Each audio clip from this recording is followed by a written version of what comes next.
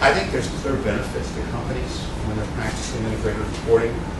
When you try and put things together and really understand the relationships between financial and non-financial performance, you get greater clarity about what those are, and often you find you don't know. So the company is making claims at a very high level. We believe in sustainability. We're taking it seriously. Empirically, they haven't done the kind of work that we do to see if those relationships exist. And so if you make this commitment that you're going to provide this information in an integrated way, you look better, have a better understanding of what these relationships are. So I think you can make better internal decisions around resource allocation, as I said at the beginning, financial, human, natural resources. And as you do that, it starts to pull together all the different silos in a company.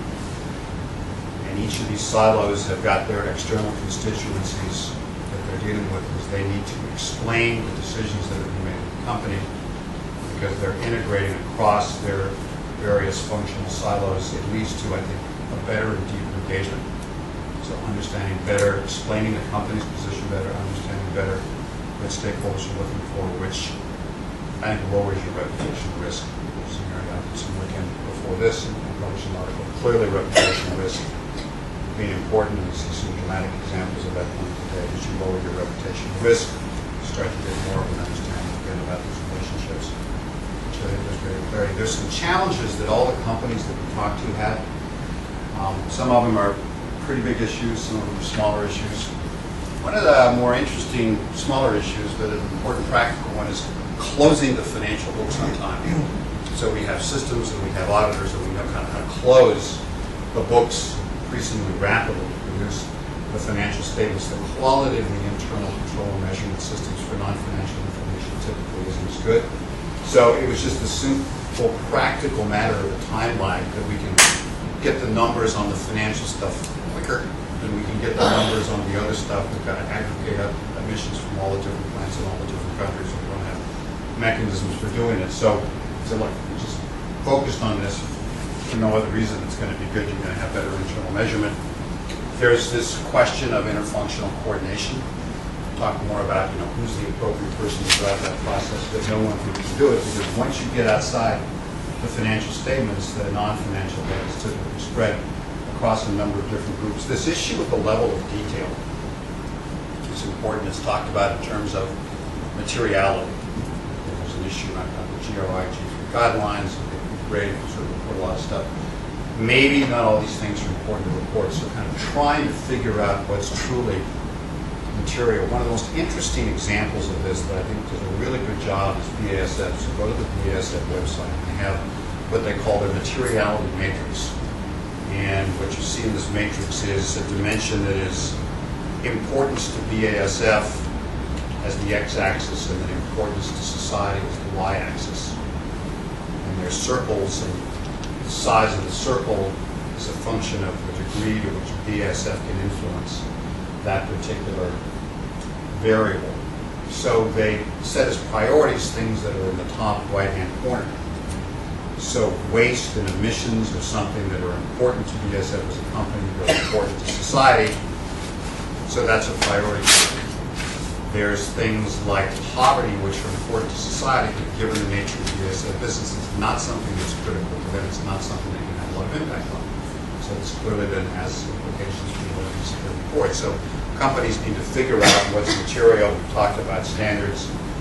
Probably the kind of frontier in this whole thing is the core understanding of the relationship between financial and non-financial performance. This is where I think that analytical hard work needs to be done inside companies. In some cases, it's producing better metrics. In some cases, it's having sufficiently longitudinal data that you can kind of look at these relationships over time. Various ways of kind of cost-plus benchmark this across the groups. And as I said, to understand when improved performance on a non-financial or a financial variable contributes to the other and over what time frame, and when a trade-off is involved. The other thing that companies that are producing integrated reports found was that they were struggling with getting investors to really pay attention to the non-financial information. Socially responsible investment funds always do. But even they, it's kind of interesting. When you look at how they use this information, it's largely for screening out stocks. It's for what you're not going to own as opposed to what you're going to go long. I got signed up to this website, it's called Responsible Investor, the things that are in the mail. Bank of New York Mellon came out and with some fanfare said they were now incorporating ESG data into the decisions as to where to go long. So when you start to see investors taking this into account, say they're doing a really good job here, and we actually think they're going to be a better performer maybe over the long term, with low limitation of risk, with greater operational efficiency, or more in tune with what the consumer tastes are for the products going forward. I think that's important to do. And then getting the other stakeholders to pay attention to the financial information or even other non-financial information. One of the challenges I think companies have in the stakeholder community is that in some cases, in many cases, they're focused like on one thing. You know, carbon's their thing, or biodiversity is their thing, or gender equality is their thing, all legitimate things. You know, everybody can have their thing optimized. That's just not the way life is. So, you know, they're focused on this one particular piece of information. I think it's narrowly focused as investors can be on short-term earnings. That dog don't hunt. So one of the opportunities that companies have for integrated reporting is to say, look, here's all the pieces, here's how it all goes together, here's the trade-offs that we have to make collectively.